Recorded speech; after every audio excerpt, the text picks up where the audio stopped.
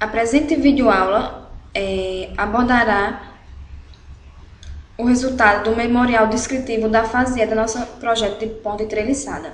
É realizada pelos alunos da Universidade Federal de Alagoas, curso de Engenharia Civil, para a disciplina de Teoria das Estruturas 1. Tem como integrantes o Arthur Felipe Vasconcelos, José Cleiton Feitosa Alves, Luciana da Rocha Melo Guerra, Maria Rosineide Gonçalves, Matheus Henrique Souza Barros, Raniele da Silva e Salomão Gomes Barbosa Júnior, tendo como professor orientador Adeildo Amorim.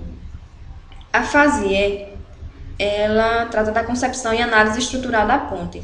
Temos aqui os requerimentos do projeto. A ponte deve ser um vão livre de 2 metros, ter uma largura de 34 centímetros com altura de 42 centímetros. A carga de serviço que será aplicada no centro do tabuleiro da ponte com a carga de 15 quilos. O tabuleiro da ponte é simulado a partir do uso de uma tábua de compensado, 10 mm de espessura, 30 cm de largura e 180 de comprimento, contendo 2 buracos de 1,5 cm de diâmetro e espaçado 10 cm a partir do centro da tábua. O custo dessa ponte deve ser o menor possível, visto que será simulado uma empresa que irá concorrer a uma licitação de ponte. Então, o custo tem que ser o menor possível. E o custo é estimado a partir da admissão de um custo total de R$1 milhão por cada quilograma da ponte. O fator de segurança adotado será o de 2 e o material utilizado é papel cartão de gramatura 180 gramas por metro quadrado. Quanto os passos para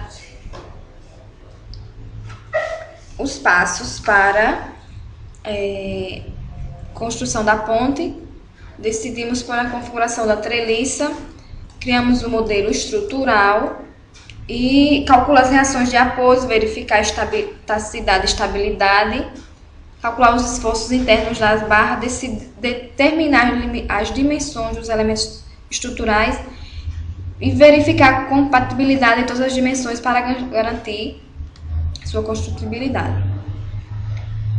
Decisão da configuração da treliça. Projetar uma configuração estável de treliça, assegurar que a ponte treliçada seja construída de forma segura, funcional, econômica e elegante. Observar que algumas configurações de ponte apresentam mais estabilidade que outras. Sem esquecer de que o engenheiro deve estar atento para realizar os ajustes necessários sempre que surgir durante a fase de construção para ter um bom desempenho e eficácia desse projeto. Então, depois de escolhido a configuração da treliça, a gente modela a estrutura, tendo como base a geometria da treliça, onde tem aqui as cargas e os apoios, e toda a ponte é representada por 2 treliças dimensionais idênticas, em que a geometria dela é representada nesta figura. Então, as juntas são identificadas pelas letras A a M, com dimensões indicadas, localizadas entre as linhas de cada membro, onde as treliças se interceptam. E nesse modelo a gente tem aqui a nossa ponte modelada, todos os nós representados e as dimensões que a gente usou em cada de um nó ao outro, as barras e os tubos. Quanto ao carregamento, essa ponte a gente usa a fórmula massa vezes gravidade, então um carregamento de 147,15 N. Quanto ao carregamento por junta, como o peso vai ser distribuído aqui no centro da ponte, então o carregamento por junta é dado pelo carregamento total, que a gente já obteve, 147,15, pelo número de juntas que vão suportar o peso, são 6. Então, temos 24,525 newtons distribuído em cada junta.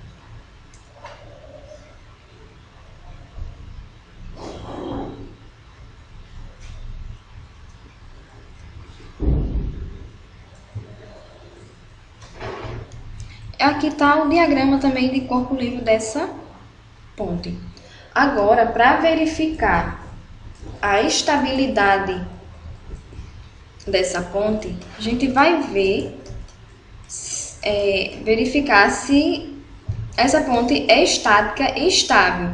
Então, a gente usa essa equação de equilíbrio para analisar o projeto, que é o 2J é igual ao M mais 3, na qual o J é o número de juntas da ponte, M é o número de membros.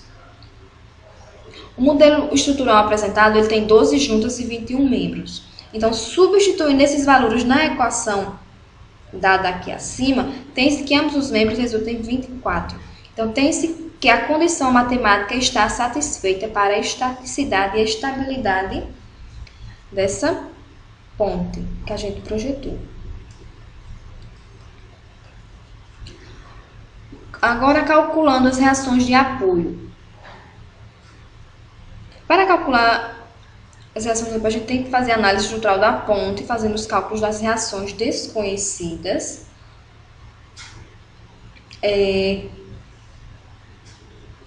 Fazer o somatório das forças na direção Y para encontrar as reações.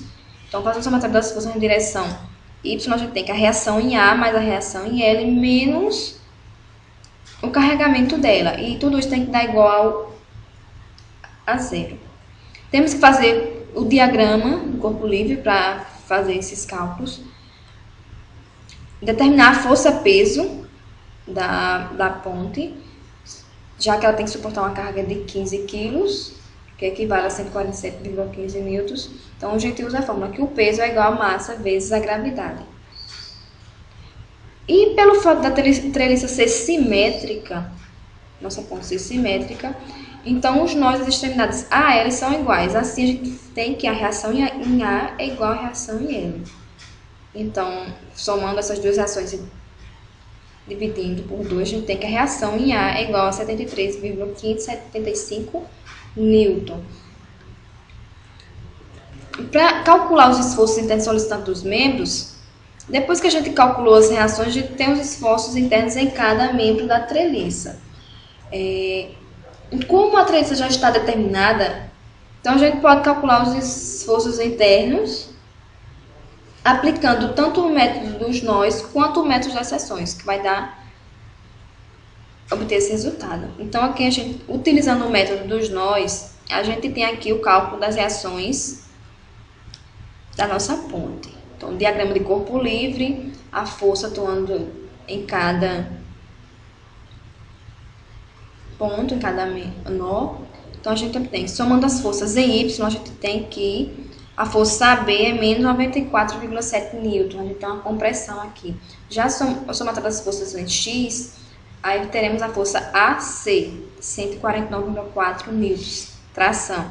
Calculando o nó C, a gente tem que somatório das forças em Y vai ser 0. Então, o FBE, o FCB será igual a 0.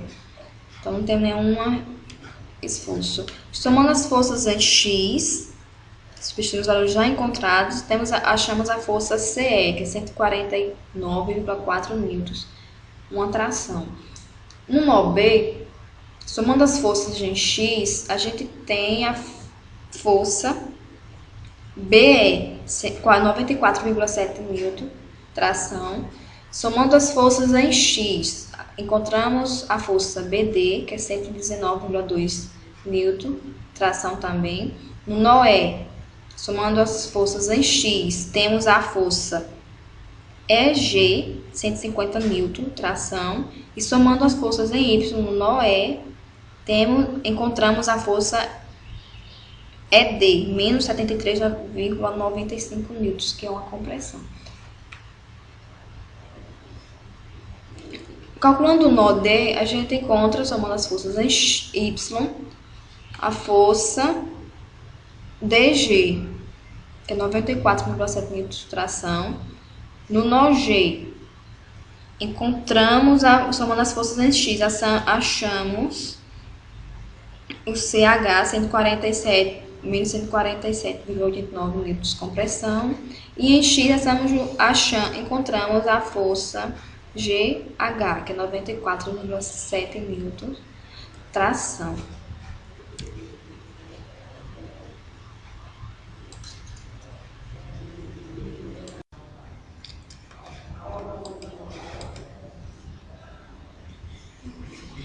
Se a intensidade das forças encontradas for positiva, significa que o membro sofre tração.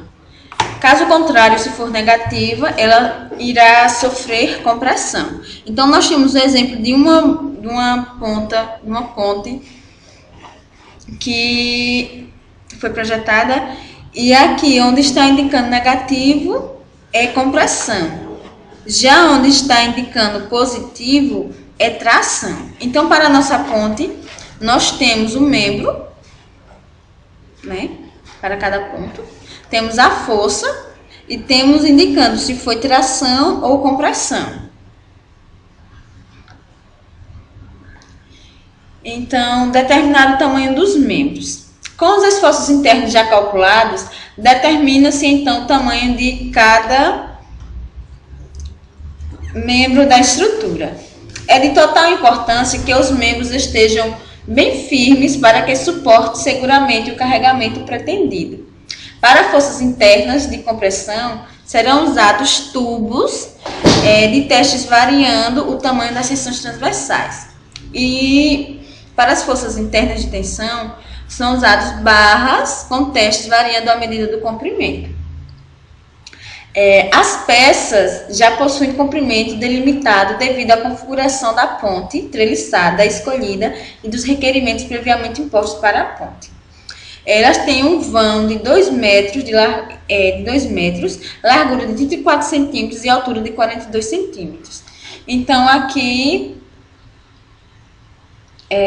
nós vamos ver agora como foi realizado todos esses métodos através da nossa tabela, né? A nossa tabela, ela indica o membro que foi realizado, os pontos, a força que cada um exerceu, a tração e a compressão, se foi tração, se foi compressão, a resistência em newtons, que a resistência é a força do membro vezes o fator da segurança, que o nosso fator de segurança é 2, o peso, né?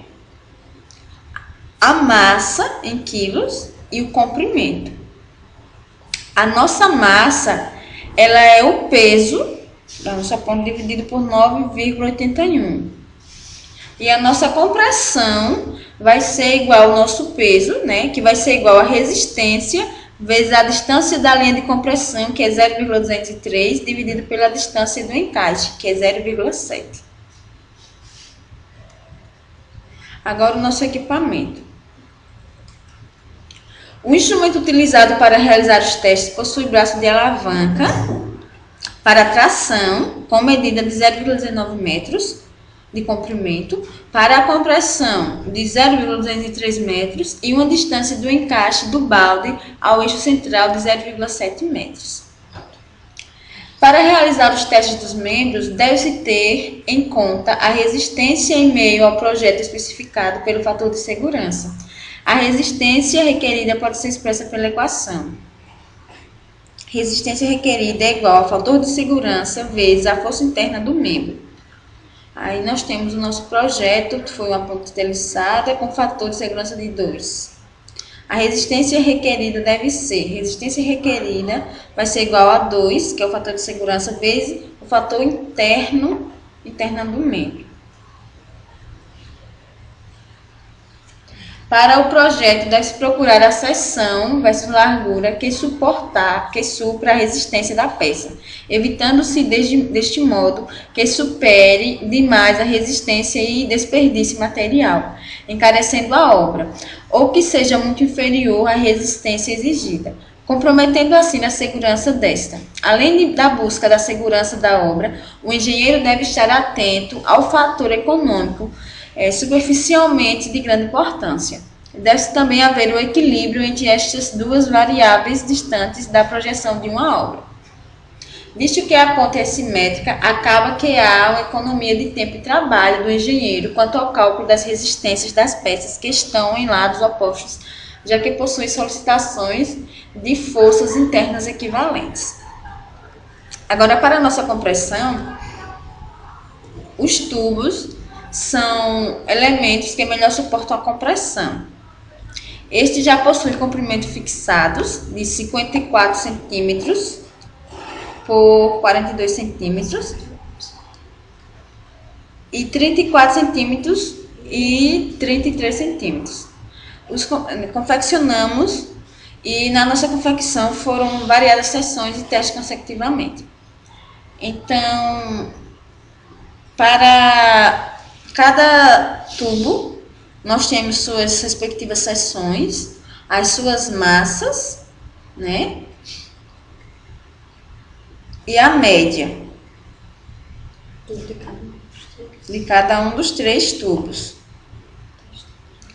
Aí temos outra tabela também, indicando a seção do tubo e a compressão deles. Aí temos a massa, depois, o suporte, que o suporte é a quantidade de massa em quilogramas suportada pelos elementos no instrumento.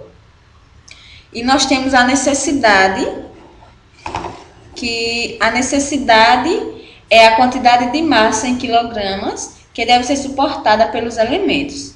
E a situação, que a situação indica se o elemento está cumprindo os requerimentos, caso contrário, é indicado quanto cada um deve ser reforçado.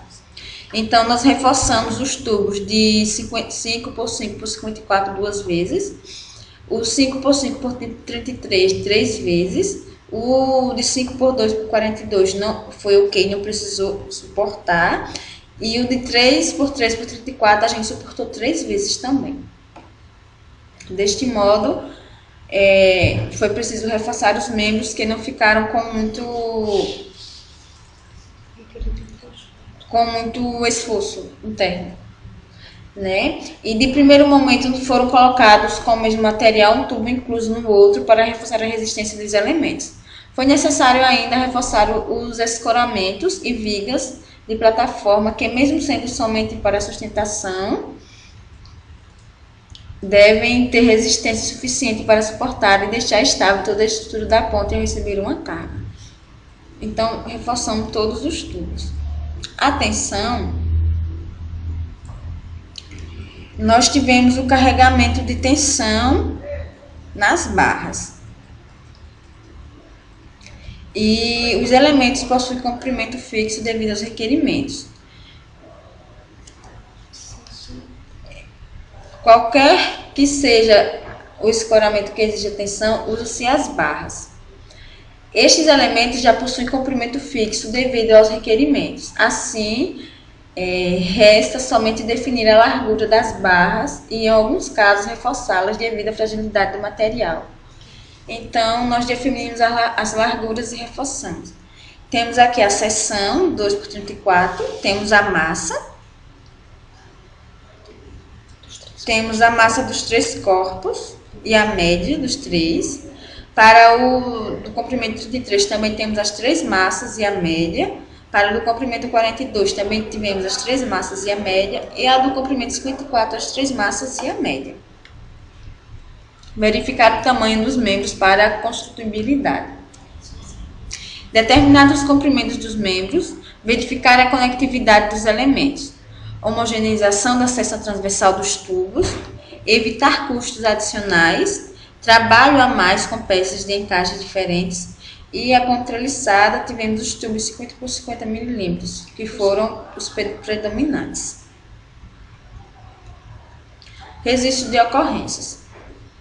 No nosso registro de ocorrências, nós podemos constatar a fragilidade e imprecisão do aparelho, que foram utilizados nos testes de compressão e tração. O aparelho apresentava blocos de forma irregulares para modificação da medida da altura dele próprio.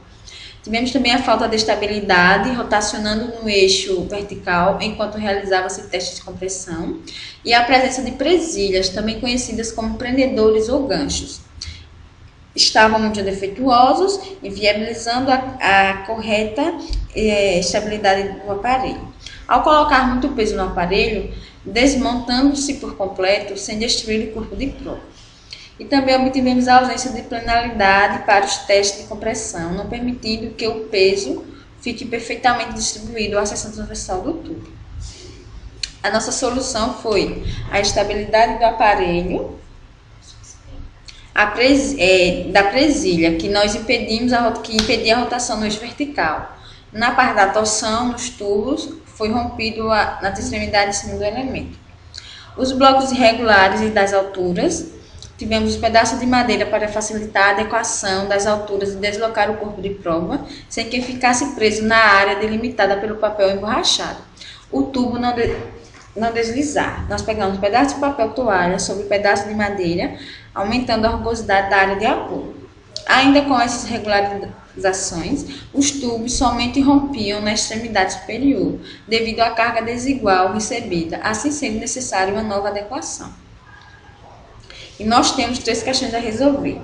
A primeira é: explique como o fator de segurança é usado no projeto. O fator de segurança, nosso FS, é a relação entre a carga de ruptura, FRUP, e a carga admissível, FAD. É um número maior que 1, a fim de evitar maior possibilidade de falha. Então, os nossos valores específicos, eles dependem dos tipos de materiais usados e da finalidade pretendida da estrutura ou máquina. Para as construções mecânicas, é utilizado para cobrir as incertezas de projeto. Solicitações na peça, tipos de cargas, choques, reais propriedades da peça, confiabilidade dos cálculos e da formulação matemática utilizada. As peças são projetadas em regime normal de operação para trabalhar em regime elástico. A nossa segunda pergunta: expliquem como princípios científicos, ferramentas matemáticas, conceitos de engenharia, dados experimentais e considerações práticas contribuem para o processo de projeto de engenharia.